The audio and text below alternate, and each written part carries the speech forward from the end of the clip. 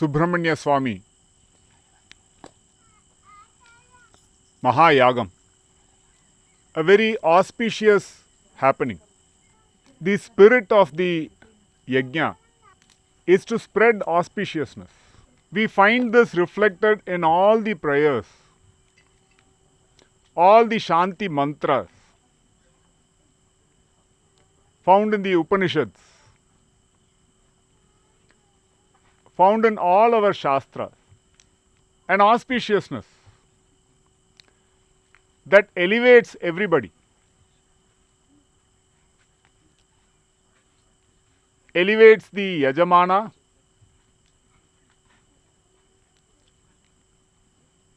elevates all of you present here, elevates your families who are present through you here. Because there is bandhana, rinanu bandhana, and hence they are also benefited. The benefit is transferred, elevates the kshetra, energizes it, elevates the nation, Bharatavarsha, and elevates the whole world. How can this be said with such surety? You would see that every small act with the right intention, which is auspicious, contributes in deeper and deeper ways.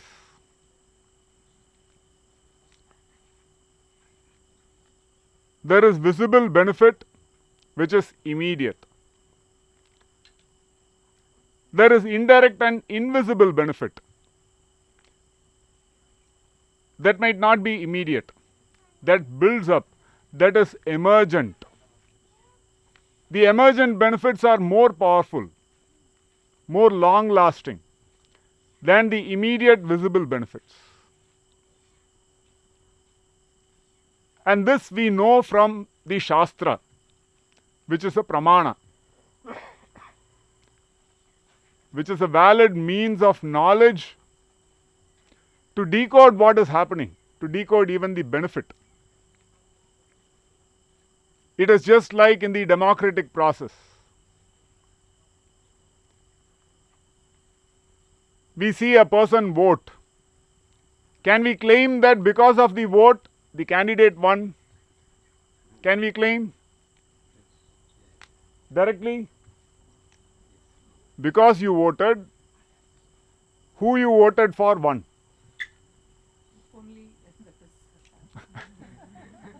Many might wish for that. But it is not so simple. Not direct one-on-one correspondence. But our expectation will be that we want immediate benefit. I do this, I want this phala. That's a simple system. But life is complex. And there are complex systems. Especially when the population is large.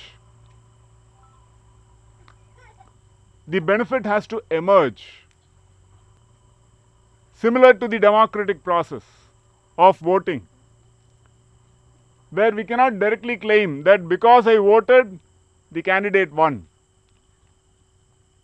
Or we cannot also claim that my vote does not matter. Both claims are not valid. It's much more complex than that. So many more parameters at work. And yet, there is a process to it. There is a science to it. It is not automatic. It is not ad hoc. And what is the nature of this complexity? When we go outward, just objective, outward activity, the nature of complexity is reduced. Then we can claim that I did this, I got this result. That becomes solid, visible reality. And that is what is called objective reality. In our regular education, we are trained to think objectively. And hence, we look for causation and correlation. I do this, what do I get? Immediate benefit. Not wrong. But then the nature of life is much more complex, especially when we talk of the mind, when so many minds are involved. You would see the subjective reality is much more complex. If I do this, will I get happiness? If we try to reduce it, for some time we keep doing it, we feel a thrill. But after some time, the thrill might subside, might go down. This can happen with food, it can happen with a job, it can happen with a career, it can happen with relationships, because the nature of subjective reality is not direct correspondence. It's much more complex to emerge it. That's why we use the example of voting to demonstrate, where subjective perceptions are involved. People need to perceive value. Yes, I will vote for this person. And that is the emergence of value in the perception of people, which is also a process which is not straightforward, which is much more complex. And yet, it is there. We face this in all aspects of our living. Yet, we are not taught the principles of how it emerges. If we want something in life, some specific object, we work towards it. But as it becomes more and more subjective, for example, health and happiness, what is the one thing that will make us happy? What do you think? What is the one thing that will make you happy? Not easy to answer. That's why the smile, the all-knowing smile. So he is saying the right answer. Murugan. Bhakti. Why will it make you happy? Because the right object to the mind elevates the mind, spreads auspiciousness in the mind. And hence, any time you can make it happy. You cannot say this of simple objects like a job, like a career, like even a human relationship, like a property, education. Those all give temporary benefit. But this gives long-term, permanent benefit. When it is that way, it also has to emerge. It is not automatic. There is a process involved. There is an orientation, attitude involved. And it has to be cultivated through investing in those line of activities. Not automatic. So this is the nature, the difference between objective and subjective. Subjective becomes more complex because it's complex emergence. Happiness has to emerge. Love has to emerge. Bhakti has to emerge. Values have to emerge. That's how auspiciousness is spread. It is not automatic. If we just pursue pleasurable activities, pleasure, will it sustain auspiciousness in the mind for a long time? You would see not easy to sustain. Now we pursue jobs which give us good wealth, which give us good prosperity. But is everyone happy? Even successful people, are they able to maintain happiness? Not easy to claim. What is it that will sustain these deeper values, subjective values, which is non-trivial. It is not, I do this, I become happy. Gradually that degrades. Then how do we sustain it?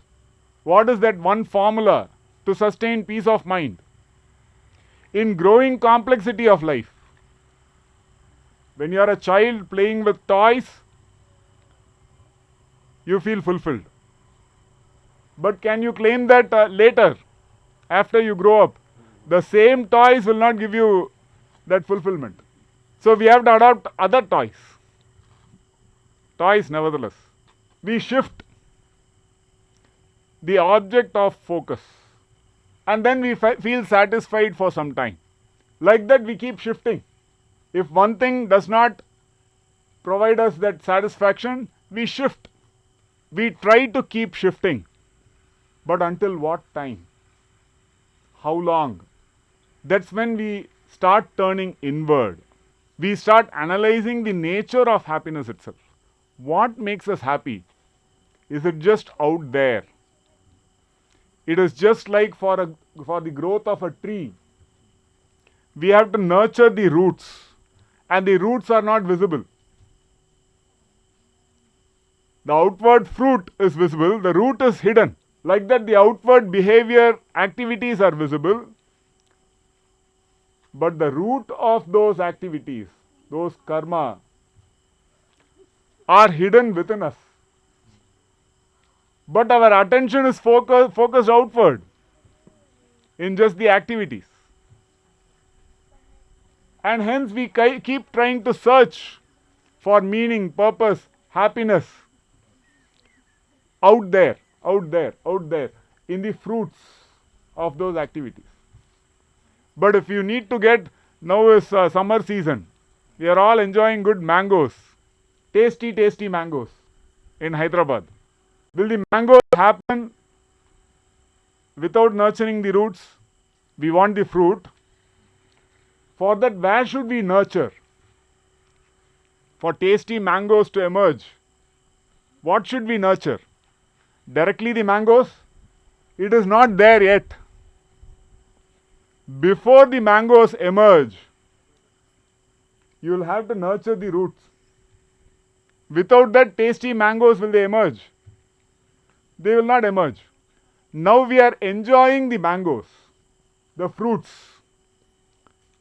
But that's because the deeper roots have been nurtured, without which the fruits is not available.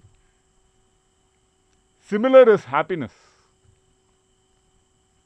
If we need to enjoy that in our lives, peace of mind, prosperity, we need to nurture. How do we nurture? With just a regular life, do we even become aware of this nurturing principle? Do we nurture the root that leads to the fruit that we enjoy as peace of mind, happiness, health, prosperity? That nurturing process is what a yajna karma is. A yajna is that nurturing process. It's nurturing the divine roots, which give various fruits, which are called the purushartha. Dharma, artha, kama, moksha. These are the mangoes that we enjoy. Phala. But it's a non-linear relationship. If you nurture the roots, immediately if you expect the fruit, do you get mangoes? We should be getting. We are pouring water daily. But if that is the expectation, it is not understanding the depth of subjective reality. We cannot even trace how the actions that we perform now, in terms of watering, leads to the mango fruit many months later or many years later. We cannot trace. That is the nature of complex reality. The mind has to be nurtured with good values for a long period of time before we enjoy good peace of mind, happiness. If it has been nurtured from childhood, then in old age we enjoy good peace of mind, good happiness. To this we say dharma chintana, dharma. If it has not been nurtured, then we experience different kinds of inauspicious results. Just like the mango fruit. Auspicious mango we enjoy. It's tasty. Can there be inauspicious mango also? Which is so bitter that can you share happily with everybody? Very difficult to share. Very difficult to enjoy oneself also. But there are different kinds of mango. Some mangoes are meant for pickle.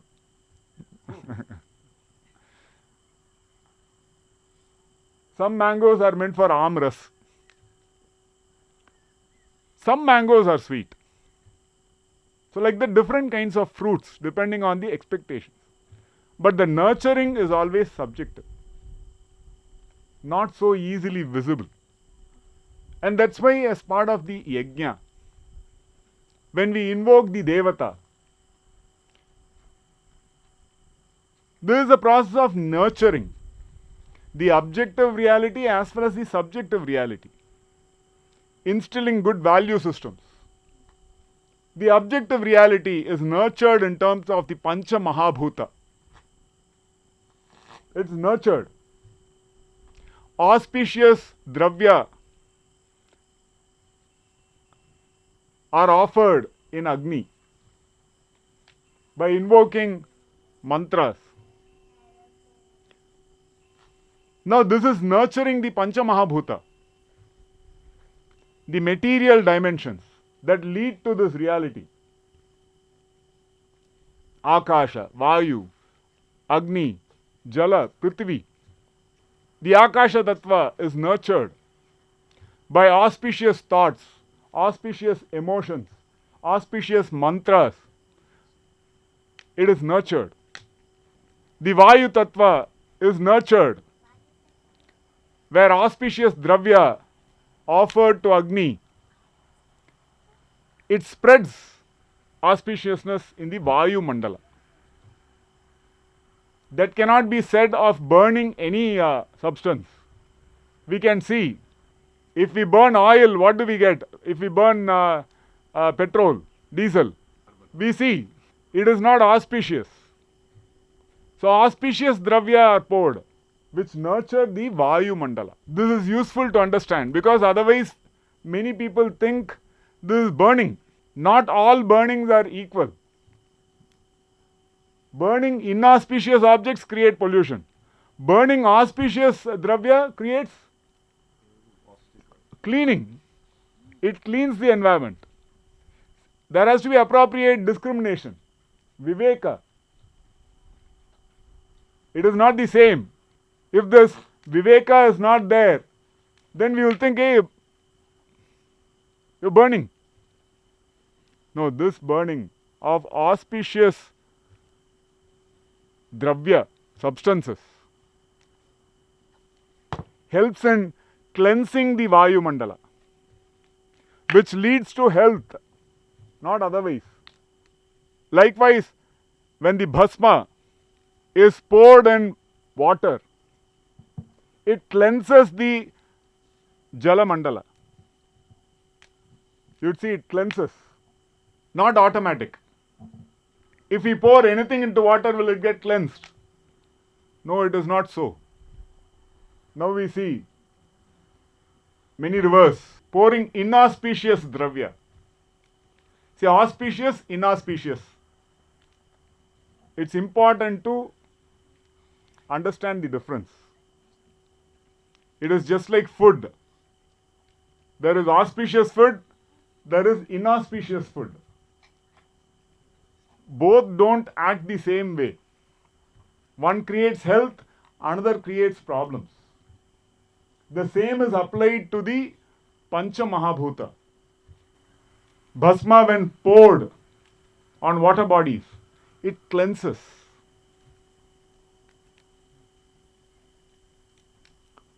Similarly, bhasma, when poured on Prithvi, on the earth, it cleanses and nourishes.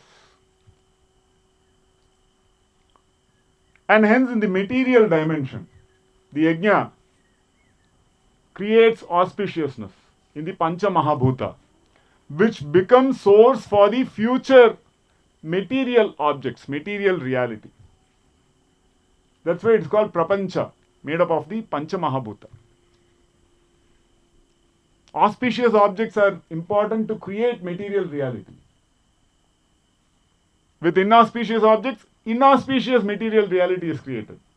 If from childhood we have taken care of our body with auspicious food, then auspicious body is created. It is not automatic. That is the Annamaya Kosha, made up of food. Auspicious food is important. There, if Viveka is not there, then we suffer the consequences of that act. Similarly, as we go to the more subjective aspects, the yajna creates auspiciousness in different mandalas. We have looked at the Pancha Mahabhuta. Similarly, the Bhava Mandala, the emotions. Auspicious emotions are created in the collective emotional field. There are individual emotional field and collective emotional field.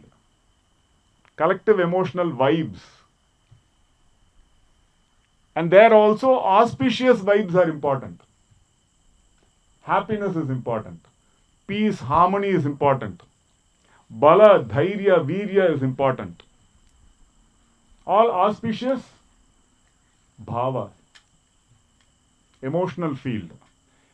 There also there can be inauspicious vibes. But that is not great. People suffer from misery, unhappiness, sorrow. All these are inauspicious. One has to differentiate. And what do we want? Auspicious vibes. Similarly, the social field, society as a whole, has to embody good values so that each individual of the society is benefited. There has to be no theft, sharing, caring, love, care, compassion. All these are auspicious values in society. When these values are there, then every member of society is nurtured. If these values are not there, the members of society have to live in fear and insecurity. What will happen to me? How will I do things? No. Through the yajna process, this is nurtured. Such auspicious values are spread. Here you would have seen, we are living together. Sahana bhavatu, sahanau bhunaktu, sahaviryam karavavahe. Living together, having food together, nurturing each other. In this auspicious values, we are living it. These are the values that nurture society. And how do you create an environment to nurture society like this? That is yajna. Where everyone comes together. All of us are united for the Subramanya Yajna. Right? That is the role of the Devata. To unite everybody with auspicious values, auspicious thoughts, auspicious feelings. And that embeds within the mind of every individual the Adhyatma Tattva, the spiritual values that give jnana, that give understanding of what this reality is. What kinds of thoughts and feelings to live by, what to look up to in our lives. Dharma, Artha, Kama, in good balance. Dharma Chintana is encouraged. Without which a weekend in Hyderabad, most people, will they come for the yajna? Very difficult to say. Now, summer vacation for children. Where to take the children to? Here, there, we search for options. But will those options give auspicious values in the minds of the children, which will enhance their future? How to ensure that is a constant challenge for parents. Big challenge. That's why here you see, we are living together. Children have some, basketball, shuttle, badminton as well. Morning and evening, they are spending in bhajan, kirtan, Subramanya Sahasranama Archana, satsanga, and some kaingaryam, simple helping out with the yajna process. Learning some shlokas with the asana, pranayama, and that way time is engaged. A good week is engaged during summer vacation. And hence parents are relieved. Practically. Abba, there is someone to take care of my child. So practical values. Otherwise, parents worry. How to instill values in my child? It's very complex. You cannot directly teach. You cannot say, hey, be sharing, caring, love, compassion. They will run away from you. Over advice. Directly if it is offered. So a complex environment is required to nurture these auspicious values, which we might not be confident of nurturing it at home. Because all the time devices are there, and what goes on in the devices is not in our control. Do they see auspicious things or inauspicious things? Mixture of everything. So that's a constant thought, worry, concern.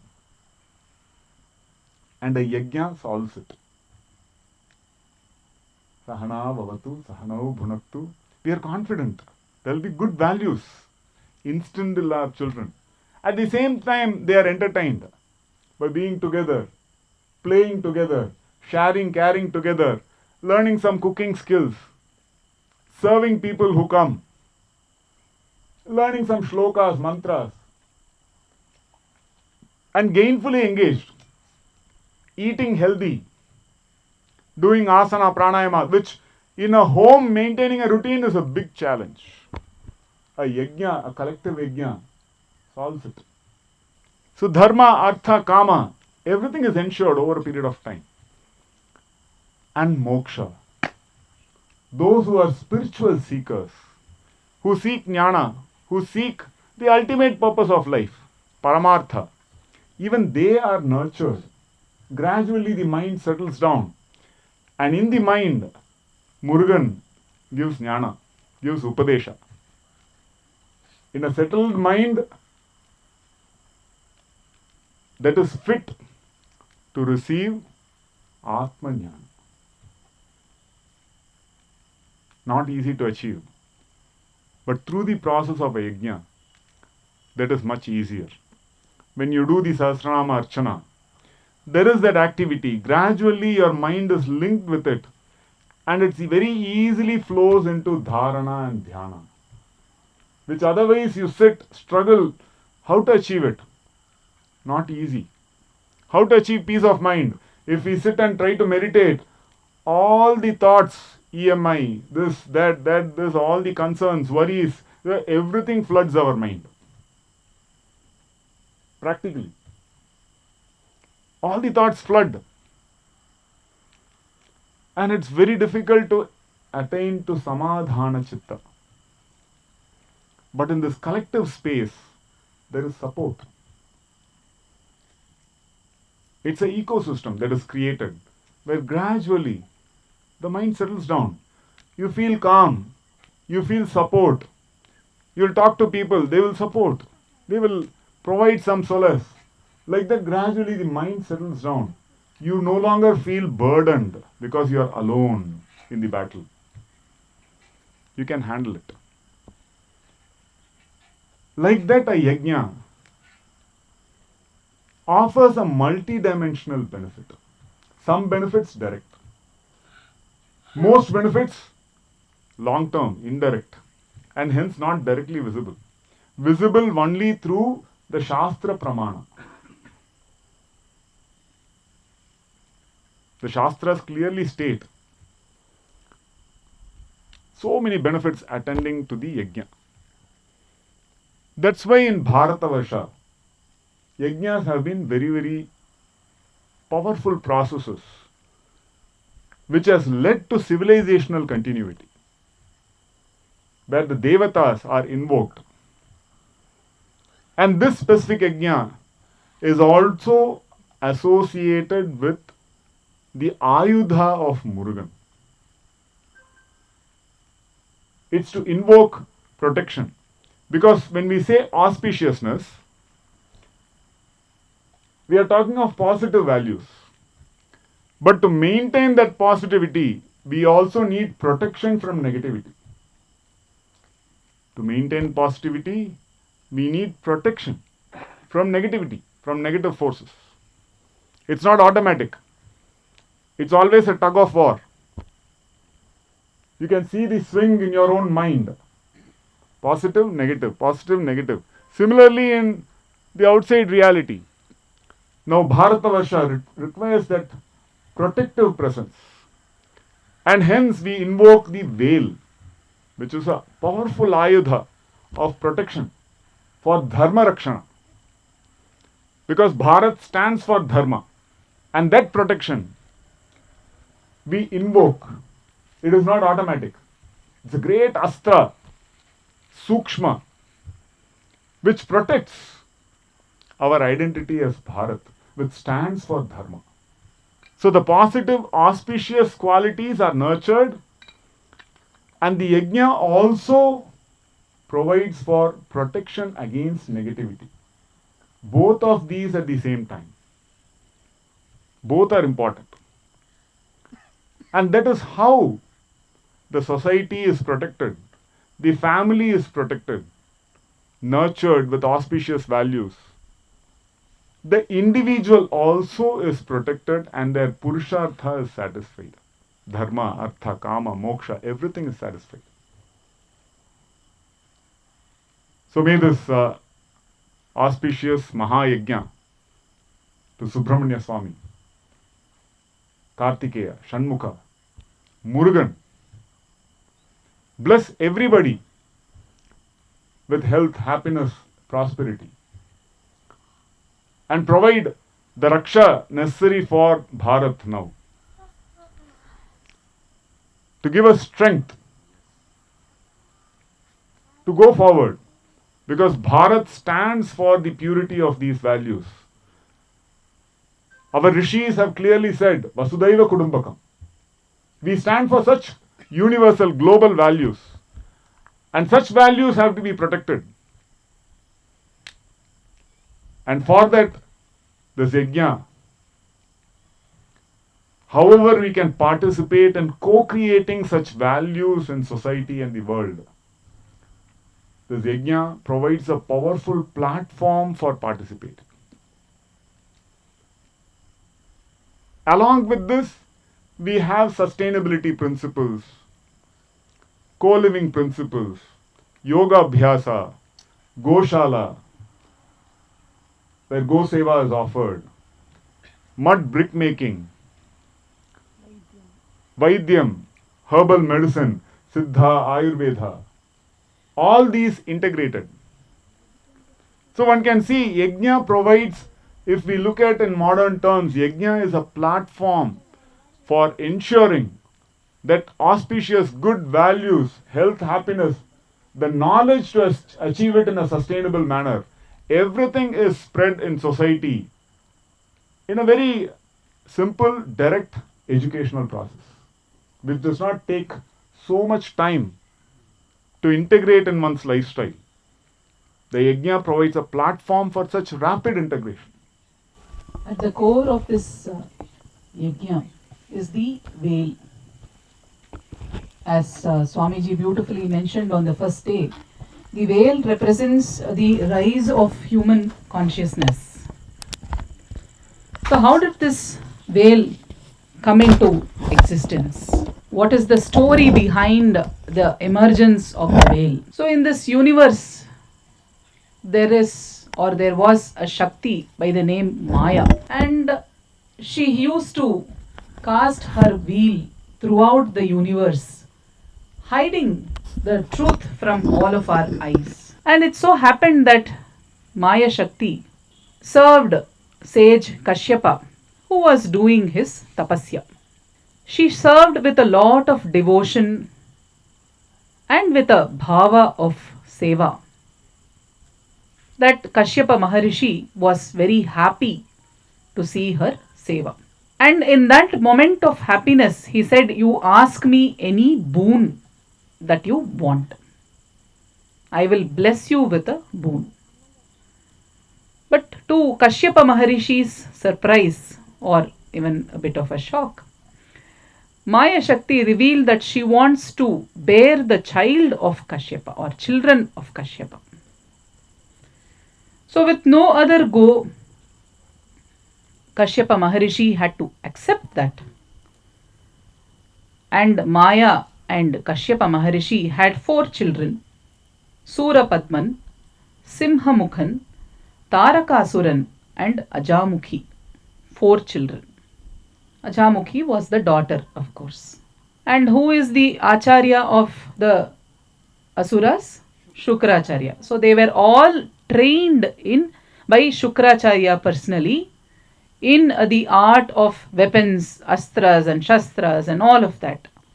And Maya taught them the art of deception, which will invoke the deepest fear in any person who encounters these asuras. So that is how powerful these asuras were growing. And when Asura Shakti grows, what happens? The entire universe goes topsy-turvy. The values that the dharma that the devas maintain is destabilized, and lot of adharma starts to happen in their own way. Asuras are energetic, dynamic people, vibrant people who have to be given constant work, and they generate work. But sometimes it works out in a negative manner, a dharmic manner. So they also had to be kept in check. And it so happened that asuras also undertake a lot of tapasya. So Sura Padman undertook a very, very deep tapasya. And Shiva Peruman, being Shiva Peruman, the generous one, the auspicious one, he happily granted a boon that for 108 yugas, Sura Padman will live. When you have such a long life, then you know that you cannot be killed. So he went and created havoc, and all the devas were running hither and thither, petrified and afraid of these asuras, especially Sura Padman. And of course, because of Tarakasura, already there was a prayer from all the devas to Ma Parvati and Shiva that a child has to be born, and on an auspicious occasion, Skanda was born. But then it so happened that the Sura Padman's power was so strong that he couldn't be stopped by Brahma, Vishnu or Shiva, and all the devatas and the devas were running, and all the lokas were actually burning. The bhaktas of Vishnu were enslaved and kept in, you can say, like slaves. And Ajamukhi even went to bring Indra's wife Indrani to be presented to Sura Padman. So that is the kind of havoc that was being created. But then what happened was, once Murugan was born, he was born for the express purpose of taking care of these asuras, killing these asuras. And Ma Parvati gave the veil to Skanda to kill Sura Padman. There was a fierce battle that was pursued, and eventually Sura Padman was killed. And the veil became a symbol of that Shakti which defeated the negative force, Surapadman. That is why we celebrate the Sura Samharam in Tiruchendur. Some of you had the good fortune of doing Annadanam in Tiruchendur. It is believed that, in fact, Surapadman went inside that ocean and then he was brought out and then killed eventually. So they celebrate the Sura Samharam in Tiruchendur. So when we talk about the veil, when we say veil sadhana, veil puja, there are also the mantras, veil maral mantra and all of that. This is especially to invoke that Shakti, because it is the Ma Parvati herself has given. It means that the energy of Ma Parvati is there in the veil for protection and utilized by Skanda to eliminate the evil forces. Whatever evil forces it is. So when we do the veil puja, when we talk about evil forces, it is not just about the societal evil forces. Even in our own heads, we host the Kama, Krodha, Lobha, Moha, Mada, Matsarya. All of the Shat Ripus we host it in our own Chitta. So even to defeat that and cleanse us of these Shat Ripus, the veil sadhana or veil puja becomes crucial.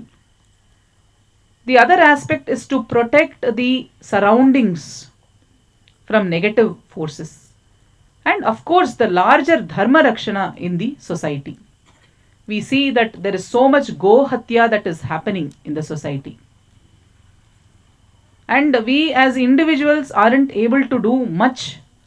Of course, other than having our own Goshala, talking about the benefits of having cows, this will take its own time. But if it has to be expedited, then the power of Skanda, the power of the veil, has to be invoked. We do see conflicts in all of the borders, the eastern, western, southern borders. Again, humans, you can deploy human armies, any number of people there. It has its own limitations because it takes money, it takes research, it takes energy and all of that. But then by invoking the power of the veil and more people becoming conscious or awakening the power of the veil within themselves, a lot more can be countered, which is much beyond the human potential to counter these forces. So that is why the veil puja and veil sadhana become very significant in these moments. When we face constant threats, one from inside, because the chitta shuddhi hasn't been achieved. The second, in terms of the environment, because the bhuta shuddhi hasn't been achieved. And at the national level, when the samaja itself is in a larger state of confusion. So these 9 days which we started on May 18th and concluding on May 27th with the Vaikasi Kartikai, which we are concluding, the focus will be invoking the potential of Skanda and of course the potential of the veil. Om Murga.